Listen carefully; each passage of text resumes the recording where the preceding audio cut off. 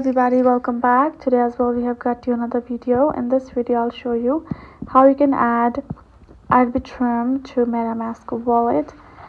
But before that, please do make sure to like our video, subscribe our channel, and yes, without any further delay, let's start.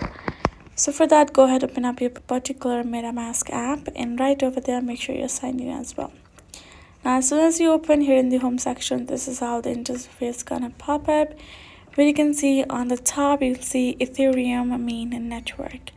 Now you're going to tap on the drop down icon, and from over here you're going to find this option of select a network. Now go ahead, tap on this option of add network in the bottom, and now once you do that, you can see at the popular section you will right away see the Arbitrum One as the second option.